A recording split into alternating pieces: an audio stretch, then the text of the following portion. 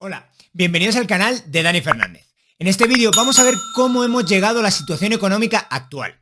Voy a explicar los problemas económicos que afronta la economía mundial desde antes de 2020 y cómo los problemas derivados de la pandemia llevaron a decisiones de política pública probablemente muy mal enfocadas, que es lo que provocó que estemos hoy en día a las puertas de una nueva recesión mundial, solamente 2 años después de la recesión del COVID. Como explicaré en el vídeo, la guerra de Ucrania solo ha empeorado una situación económica que ya era insostenible, antes incluso del inicio de la guerra. Como vamos a ver en detalle, la inflación ya se estaba disparando antes de la guerra y la situación económica deteriorándose a marchas forzadas. En este sentido, la guerra de Ucrania solo es una excusa, una pantalla para tapar las verdaderas causas de los problemas económicos actuales. También voy a hacer un repaso del estado actual general de la economía mundial, viendo los principales indicadores de las principales economías mundiales. En definitiva, veremos qué podría depararnos el futuro cercano, que difícilmente va a ser otra cosa que una recesión. También veremos hacia dónde podría llegar esta más que posible recesión que se avecina. También veremos que la política monetaria y la política fiscal están divergiendo en la práctica totalidad del mundo. La política monetaria ahora mismo es restrictiva, mientras que la fiscal es expansiva. Voy a explicar en detalle, simplemente incluso, qué significa esto y sobre todo, qué podemos esperar que ocurra, económica y financieramente hablando, con este problema encima de la mesa. Y bueno, ya me callo, por aquí os dejo el vídeo, allá va. Ya sabes que tiendo a ser bastante crítico con cómo ha ido la economía mundial en los últimos años, de cómo llegábamos a 2020 con una situación bastante complicada, en términos financieros, en términos de mercados de crédito, y cómo esa situación, pues, y de deuda pública, y de ratios de deuda pública, increíblemente altos, iniciamos 2020 así, con, pues, mercados, digamos, tensionados, mínimo tensionados de crédito, sobre todo de deuda, de muchos países, y la situación excepcional, siempre buscas una situación excepcional para hacer lo que tú quieres, pero bueno, puedes imaginar que hay una situación excepcional, pero lo único desde luego que causa económicamente es un empeoramiento claramente bastante acusado en los ratios de deuda y en en la solvencia financiera del Estado en particular y de la economía en general. Ahora, con eso en la mano, resulta que parece que pueden empezar a pasar cosas. Y los economistas, que somos gente que pensamos en términos muy lineales y bastante limitados, por desgracia, pues nos damos cuenta de que hacemos unos mercados que ya estaban tensionados, los tensionamos más. Y parece que iban a pasar cosas y no pasan las cosas. Por lo tanto, no es que no pasen, estaban pasando, solamente tardan un tiempo en pasar. Esas son las no linealidades en la economía que cuesta mucho más entenderlas. Es decir, hay causa y efecto, pero la causa y el efecto no son instantáneos, ni siempre ocurren al mismo ritmo. Es decir, no es que hoy haga algo y justamente siempre 6 meses después va a pasar otra cosa.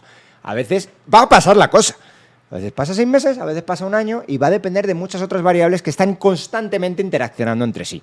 Eso es lo que da, de alguna manera, vértigo a los economistas. No poder pensar en esos términos lineales, causa-efecto y además en momentos de tiempo. Entonces, ¿qué hacen la mayor parte de políticos? Respaldados muchas veces por economistas. Es decir, mirad, los economistas más de la vieja escuela siempre os estáis quejando de que aquí va a venir inflación si hacemos estas cosas. Os estáis quejando de estas cosas como puede ser regalarle dinero a la gente básicamente con un soporte monetario. No voy a decir impresión porque la gente luego critica, y es verdad, no es impresión, pero es soporte monetario de los bancos centrales y del sistema bancario privado también, que actúan muchas veces en consonancia, y ese soporte que se da no causa la inflación de la que estáis hablando. La inflación, de hecho, hay gente que ya ni siquiera le daba por mirar ya temas de inflacionarios. La inflación ya se da por descontado que va a ser siempre baja. Estamos en la gran moderación, decían. Entonces, no pasa nada, pero entonces, claro, no hay ningún incentivo a hacer caso a los economistas más tradicionales, si lo quieres ver así, que te dicen que pues tengas una casa ordenada, unas finanzas ordenadas y nada de eso, y pasa 2020 y tienes unas finanzas públicas desordenadísimas, que yo creo que nunca se tuvieron que haber desordenado, pero al menos quizá había una justificación por ahí que yo creo que es una mala, pero por lo menos tenían la justificación. Pero llega 2021 y oye, que tampoco se hace nada. No solo que no se haga nada, sino que el gasto público desorbitado continúa. Para que te hagas una idea, en Estados Unidos todavía hoy las transferencias del gobierno son un 20% superiores. Las transferencias del gobierno son un 20% superiores a las que había en inicio de 2020. O sea, aquí la fiesta no ha acabado. A pesar de que estamos acabándonos la fiesta ya por todo lo que está pasando en la economía ahora, pero la fiesta no acabó en 2021, no ha acabado en 2022. Siguen regalando dinero a expuertas. Entonces, y eso Estados Unidos, que son... Bueno, la verdad que la respuesta a la crisis en Estados Unidos ha sido horrible. ¿Qué te parece la ley antiinflación de Biden? Pues me parece una genial forma de promocionar la inflación. Creo que le llamas ley antiinflación y se creen que con el nombre de la ley está muy bien. Bueno, entonces han seguido haciendo barbaridades y resulta que ha llegado 2022 y a lo mejor el disparador de toda la situación, ni siquiera esto es cierto que voy a decir, pero todo el mundo está diciendo, bueno, como estamos en mitad de la guerra, ¿no? Y hay una guerra en Ucrania, pues la inflación, los problemas, la recesión, los problemas de materias primas, pues todo eso es causa de la guerra. Es decir, ya tenemos nuestro cabeza de turco, ya tenemos a quién echar la culpa. Pero la verdad es que no es cierto, la verdad es que es completamente falso. Nada que uno tenga una memoria de unos cuantos meses, sabe perfectamente que todo el problema con la inflación había iniciado claramente antes del inicio de la guerra de Ucrania. Y la guerra de Ucrania probablemente lo que ha hecho es tirar más fuego a un fuego que ya estaba iniciado y con mucho combustible. Ya le habíamos estado echando años combustible al fuego. Entonces, ahora viene ese problema y la gente está probablemente atribuyendo unas causas erróneas a la inflación que no son realmente las que tiene. De hecho, los propios bancos centrales saben esto. Los propios bancos centrales están actuando. Si de verdad creyeran, como nos estaban vendiendo en 2021, fíjate, es que ya nos lo estaban diciendo, la inflación es transitoria. Acuérdate, es que hace un año que estábamos hablando de estos temas. Entonces, la inflación es transitoria. Bueno, pues como es transitoria no tengo que hacer nada. No hicieron nada durante mucho tiempo y la inflación no se convirtió en transitoria. Se convirtió ya en una inflación de doble dígito. En dólares, en dólares está rozando el doble dígito, en Europa en doble dígito, o cercano, o subiendo, bajando el doble dígito. La práctica totalidad del mundo con una inflación bastante fuerte, excepto algunas áreas económicas en concreto que ahora vamos a tocar. Pero la idea es que la inflación está muy, muy metida ahora mismo en las economías modernas. Tanto es así que los bancos centrales, aunque tarde, han empezado a hacer cosas. ¿Qué cosas hacen los bancos centrales para evitar la inflación? Pues lo que hacen es intentar restringir la cantidad de crédito en la economía. Por cómo funciona el sistema monetario actualmente, cuando tú restringes la cantidad de crédito que dan los bancos, básicamente también restringes mucho la cantidad de la moneda. Y aunque a mí no me gusta hablar tanto en términos de cantidad como de calidad de la moneda, de momento para el análisis que voy a hacer ahora, simplemente digamos que en realidad las dos teorías coinciden. Tú subes los tipos de interés y en principio tienes una restricción a los movimientos inflacionarios, digamos, por una vía cuantitativa y una cualitativa. Entonces, por los dos lados tienes una restricción fuerte de las presiones inflacionarias. Ahora bien, ¿cómo se producen estas restricciones? Se producen evitando, como hemos contado, la cantidad de crédito. Pero ¿qué pasa cuando tú evitas o restringes o limitas algo la cantidad de crédito? Pues que los tipos de interés suben y que mucha demanda de bienes y servicios que antes se hacía con crédito, la gente habla, los economistas sobre todo hablan de sectores muy vinculados al crédito, como pueden ser sectores de muy largo plazo, como puede ser la vivienda, como pueden ser cosas que se suelen comprar con crédito, yo que sé, los automóviles, son dos tipos de mercado que se vinculan mucho a la cantidad de crédito, pues empiezan a desinflar y empiezan a tener problemas. La simple subida del tipo de interés ya hace que mucha gente, muchos empresarios, queden por debajo del agua. Todos los empresarios que ahora tienen que afrontar tasas de interés del 5 o del 6% y cuya rentabilidad de sus inversiones sea menor al 5 o al 6%, están bajo de agua. Bajo de agua quiere decir, están pasándolo mal, están probablemente teniendo pérdidas. Están incurriendo en pérdidas que de momento a lo mejor pueden soportar en el corto plazo, pero que en el medio y largo plazo no van a soportar. Entonces, esto es lo que está pasando ahora mismo en el mundo. Las tasas están subiendo, capitaneados por la Fed, por una inflación no vista desde los años 80, en la práctica totalidad del mundo. Vamos, es que te vas a Europa, es lo mismo, de los años 80 no hay esta inflación. Entonces, ya se han asustado y por fin están reaccionando a esto. ¿Pero qué significa reaccionar a esto? Es complicadísimo. Significa generar una recesión. Y este es el momento en el que estamos. Estamos en un momento de Algunos dirían inicios de recesión, otros, bueno, cuándo y cómo poner el inicio de la recesión está siendo objeto de mucho debate y quizá no es el momento de hablar ahora de esto, pero bueno, están intentando cambiar cuando se inicia, lo que sea. Si Estados Unidos está ya en recesión, si no está, da igual. Si no está, va a entrar en los próximos meses. Y Europa, desde luego, no lo está oficialmente, pero va a entrar también en los próximos meses. Y ya no hay mucha duda de que esto va a pasar. Ya ni siquiera los economistas más mainstream están dudando de que Europa, y en general el mundo desarrollado, se va a una recesión de cabeza. Ahora veremos hasta dónde puede llegar la profundidad, que es lo que me estabas preguntando ahora, ¿no? Pero no hay ninguna duda de que vamos a esa situación y ya pocos datos económicos nos invitan a ser optimistas. Porque siempre, no sé, optimistas incurables o probablemente gente muy cercana al poder más que optimistas incurables, los liberales tendemos a ser optimistas en el largo plazo y pesimistas muchas veces en el corto cuando vemos las barbaridades que hacen los políticos. Pero los políticos, cuando están en el poder, tienden a ser ultra optimistas y cuando están en la oposición, lo contrario, ultra pesimistas. Entonces, muchos economistas vinculados al poder están diciendo, no, pero mira, no sé, hasta hace poco la vivienda no se ha caído. Bueno, ya la vivienda se cae en Estados Unidos. O sea, se caen las ventas, se caen los precios. Bueno, pero no pasa nada porque ahora nos están diciendo, el empleo todavía es fuerte. Bueno, va, pues ¿cuánto tiempo va a tardar en caerse eso después de que se está cayendo el resto de la economía? Los márgenes de las empresas hasta hace poco estaban creciendo, ahora están cayendo los márgenes de las empresas. Y uno dice, pero si estamos con una inflación de casi un 10%, un 8, 9, 10% en Estados Unidos, ¿están vendiendo más caro? Sí, están vendiendo más caro, pero ellos también compran más caro. Todo está más caro. Y de hecho, algo que está pasando de forma bastante interesante es que los precios de producción, esto es una sobresimplificación que voy a hacer, pero los precios de producción crecen más rápido que los precios de consumo. ¿Por qué digo que es sobresimplificación? Porque hay muchos tipos de empresas y puede ser una empresa que esté vendiendo a precios de producción, pero bueno, de forma general podríamos decir que los precios, los inputs, los costes de las empresas se están disparando, mientras que los precios de venta de las empresas están creciendo pero más lento. Y de hecho esto lo podemos ver. Prácticamente todo sector económico en Estados Unidos, todo sector económico está viendo sus márgenes caer, excepto la energía. La energía es el único sector económico que ahora mismo está en positivo. Es el único.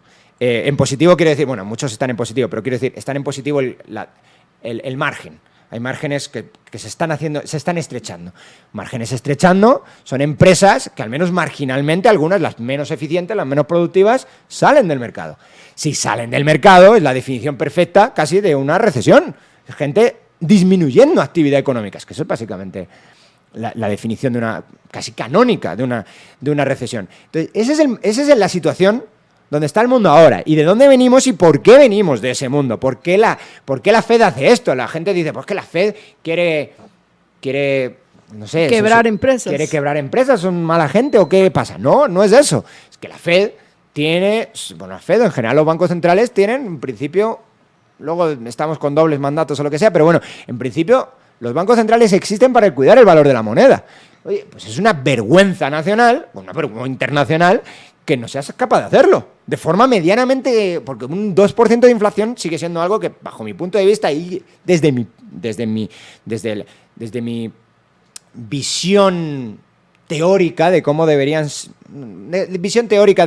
funciona la economía, 2% para mí ya es hasta inaceptable, pero es que realmente la inflación es una inmoralidad, porque es precisamente, como hacías referencia, los burócratas de los bancos centrales decidiendo cuánto van a reducir el poder adquisitivo de la gente. Y a reducirlo explícitamente, porque cuidamos los precios, estabilidad de precios, pero tu dinero cada vez vale menos. Recuerdo que no, fíjate si este mundo moderno que nos ha tocado, contemporáneo, que nos ha tocado vivir, el 14 de febrero, el Día del Amor o del Cariño, el Banco Central Europeo hace unos años saca un mensaje de amor, como dile a tu pareja que ojalá te quisiera tanto como te quiere el Banco Central Europeo los precios estables. Es el peor mensaje de amor de la historia. Te quiero todos los años un 2% menos. Yo le digo eso a mi mujer y me echa de casa. ¿Cómo es lógico? Todos los años no me puedes querer un 2% menos, pero imagínate ahora, todos los años te quiero un 10% menos. Que te voy a querer en nada de tiempo. Es como los de la SAT que te mandan a felicitar el día de tu cumpleaños y te recuerdan que pagues en tiempo tus impuestos. Sí, o sea, y todavía a alguien se le ocurre que es una buena idea de marketing esa para el Banco Central Europeo. Es una locura. O sea, si por lo menos me vas a robar, por lo menos no te rías en mi cara de lo que me estás robando. Bueno, volvamos al análisis serio, sí. Una vez hecho el chascarrillo, pero qué desvergüenza. Bueno, en cualquier caso, los bancos centrales estaban entre la espada y la pared y se han visto obligados a hacer esto y no quieren hacerlo. Pero claro, es que ya es una vergüenza tan fuerte que tengas una inflación de un 10% que la gente empieza a decir, ¿y estos para qué sirven?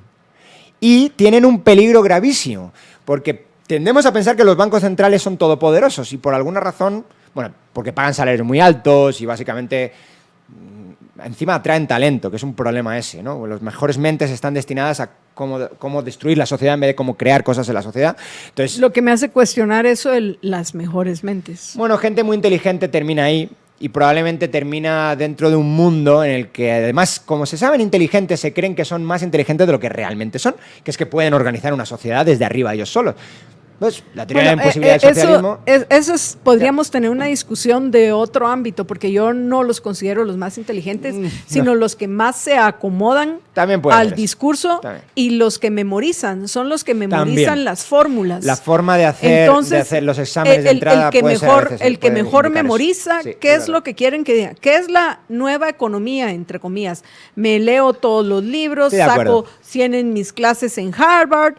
Pero inteligente es aquel que dice, esto es puro sí, bueno, 10. Inteligencia lógica, ¿no? Relacionar conceptos A, B y llegó a una conclusión lógica válida C. Eso quizás no lo premian los que sacan las mejores notas no necesariamente son los más inteligentes. Vale, estoy contigo. Porque todo es algo depende que de lo que vayamos están a aprendiendo. discutir. Pero entonces, en fin, la cosa es que creen que pueden manejar la sociedad. Y tienen gente que se conoce las mañas y se conoce el discurso y lo que quieren escuchar los gobernantes. Podemos controlar, como tú lo decís. Eso es, no serán tan inteligentes cuando no saben los límites de su propia inteligencia. Estoy de acuerdo. O sea, es algo que pues, sinceramente no vamos a es un juicio, es un juicio de cada es un juicio, pero bueno, pero hay juicios con más o menos... no sé, una opinión vale lo informada que está. Entonces, pues tampoco es un juicio así, cualquier tipo de juicio. Bueno, en cualquier caso, están en una situación, como digo, entre la espada y la pared, los bancos centrales, y están simplemente, pues no tienen otra salida que subir tipos para evitar que se siga creando una inflación que tiene a la gente muy descontenta. La inflación mueve gobiernos. Ahora bien, se está generando un grave problema. Y es que usualmente se dice que la política monetaria y la fiscal deberían ir de la mano. ¿Qué significa que vayan de la mano? Significa que si tú gastas mucho dinero, política fiscal expansiva, hay formas técnicas de contarle y todo, pero básicamente es que alguien llegue y gaste lo que no tiene. Básicamente eso es una política fiscal expansiva. Alguien en el gobierno, en el Estado, llega y gasta por encima de las posibilidades de recaudación que tiene el propio Estado, es decir, emite deuda pública. Cuando esto pasa, cuando tienes una política fiscal expansiva y una monetaria expansiva, pues lo que ocurre es que parte de toda esa deuda encuentra acomodo en el sistema bancario, ya sea en el Banco Central o en el sistema bancario privado. En cualquier caso, encuentra acomodo ahí. ¿Qué significa que encuentra acomodo ahí? Que no tienes que ir al mercado a buscar gente que esté dispuesta a dar sus ahorros para ver si luego tú se lo puedes devolver como Estado. O al menos no por todo el montante de la deuda que estás tirando, por toda la expansión fiscal que estás haciendo. Cuando eso ocurre, los tipos de interés se mantienen bajos, no hay ruido, no hay problemas y todo el mundo dice, mira, pero es solvente, porque mira el tipo de interés, el mercado está estimando que el tipo de interés de la deuda es muy bajo porque el Estado es solvente. Ya, bueno, sí, pero estás comprándolo con acomodo monetario. Otra vez, la emisión es un concepto complicado a veces en finanzas modernas, pero desde luego estás utilizando el sector bancario y el Banco Central, lo estás utilizando para hacer eso. Y eso significa una expansión monetaria. Bueno. Perdón, Dani. Vamos a quedarnos en la expansión monetaria. Vamos a una breve pausa y regresamos con ustedes en unos minutos. Quédense con nosotros. Estamos de regreso en la emisión del Mediodía de Libertópolis y pues bueno, ya nos queda claro de que la recesión en casi todo el mundo, habrá algún país que se salvará, pero en la mayor parte del mundo va a haber una recesión que esperamos que sea una recesión breve y suave. Eso es lo que quisiéramos. Pero la pregunta... No lo que esperamos. El pronóstico no necesariamente es lo que queremos, pero sí. ¿Es posible una depresión? Lo es. Pero ¿con qué probabilidad? O sea, si las probabilidades son bajas, ¿qué pensás, Dani? Estamos hablando, por continuar con el hilo, de qué pasa cuando la política fiscal y monetaria van de la mano. Entonces ya hemos hablado de que cuando, pues, es lo que han estado haciendo hasta 2021, pero ahora estamos en una situación bastante interesante. Y es que la política fiscal y la política monetaria no van de la mano, de hecho están enfrentadas. La práctica totalidad de bancos centrales del mundo están restringiendo, están haciendo medidas de restricción, que básicamente en la economía moderna son dos. Están subiendo tipos de interés de referencia y, sobre todo, están vendiendo activos en el mercado. ¿Por qué digo sobre todo y por qué esto importa? Porque la Fed está aligerando, está tirando, en vez de comprar la deuda pública que está tirando el Estado, la está vendiendo.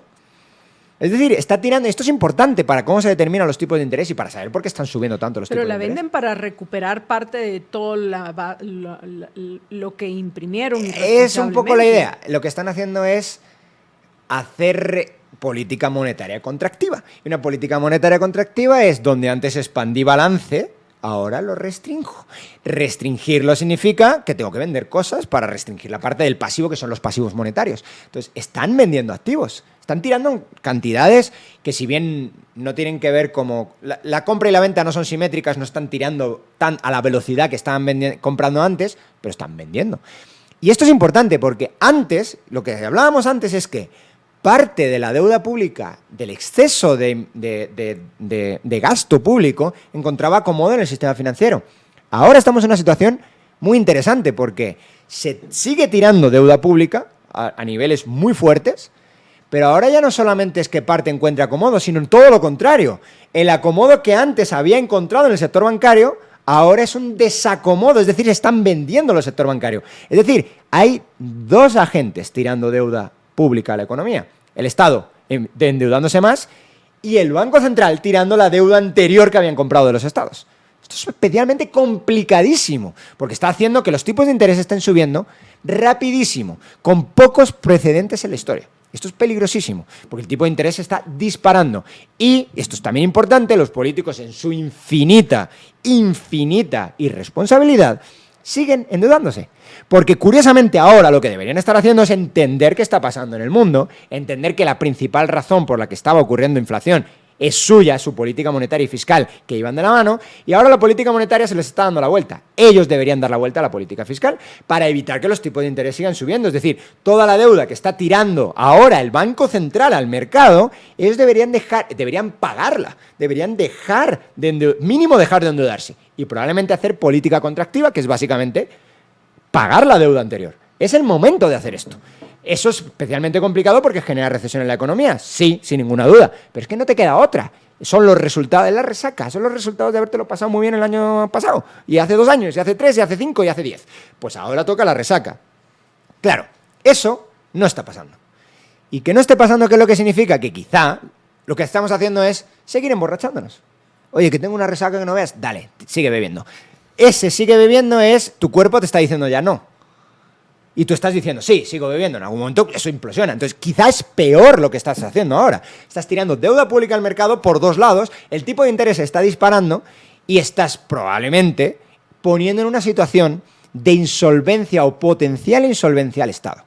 El que venga después se va a comer una deuda pública brutal y va a tener que hacer ajustes mucho más graves porque tú eres incapaz de hacerlos ahora. Entonces, esa es la situación a la que nos estamos moviendo. Como todavía, por fortuna, estamos lejos de esa situación, pero es una situación donde la insolvencia del Estado en los estados actuales es un desastre completo y absoluto por cómo funcionan las finanzas.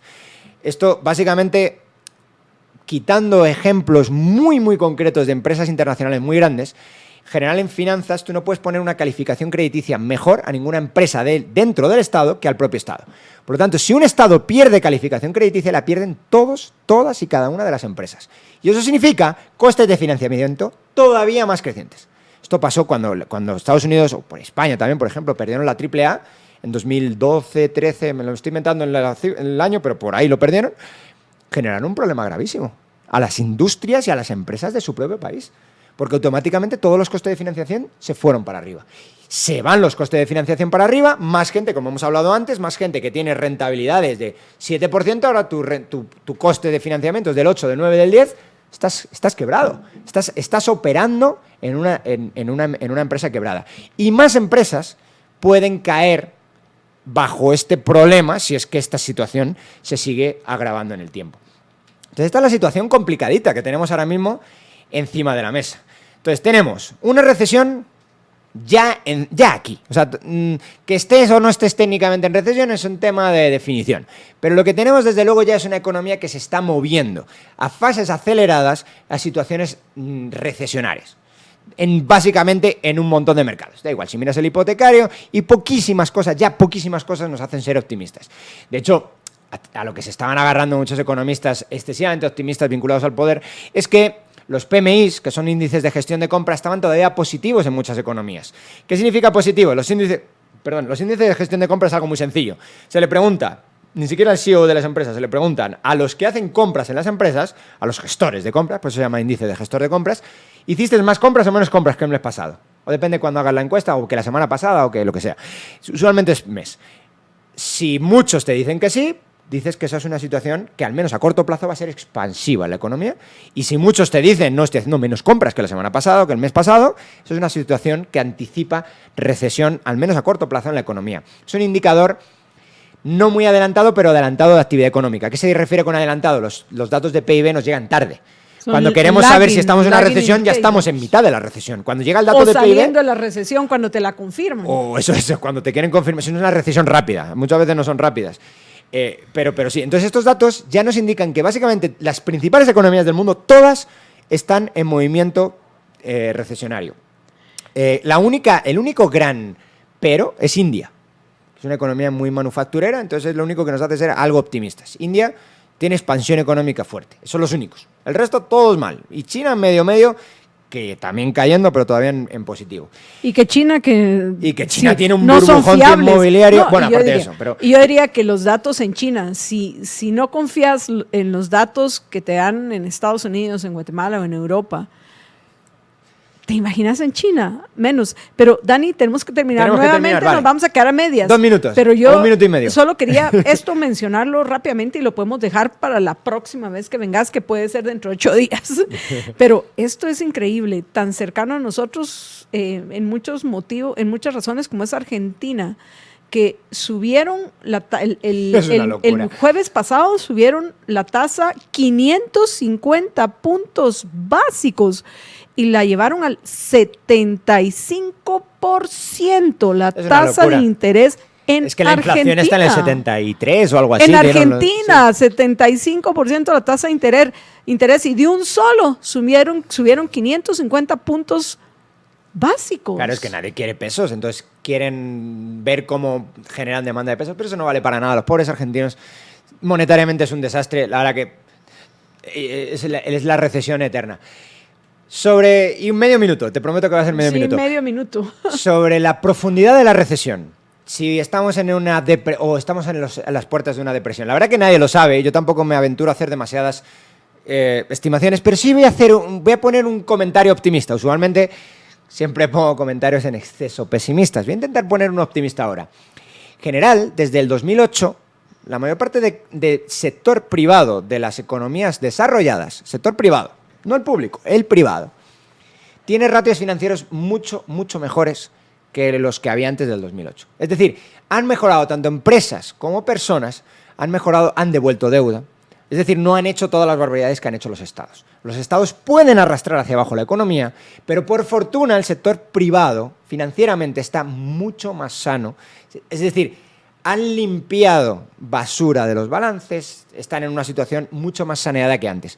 Esto da cierta capacidad de maniobra a la economía en su conjunto. Si hubiéramos estado en una situación donde los estados están en esta situación y el sector privado está en una situación similar a la de 2008, a lo mejor si te digo, estamos en las puertas del año 29 o 32, 33. Pero por fortuna, el sector privado sí ha acompañado y sí se ha impuesto después de, probablemente con incentivos, con incentivos públicos después de 2008, antes de 2008, pero después de 2008 han aprendido la lección y tienen miedo. Y han restringido la cantidad de crédito que han pedido, y si la han pedido con ratios mucho más solventes, y eso es un colchón de aire bastante importante en las economías para el desastre que han hecho los estados en los últimos años. Y bueno, hasta aquí llega el vídeo de hoy. Espero que os haya gustado. Si así ha sido, dejadme un like y suscribiros al canal. Si no estáis de acuerdo con algo, dejádmelo en un comentario. Y si queréis apoyar la continuidad del canal, os dejo el enlace a mi Patreon en la descripción. Nos vemos en el próximo vídeo.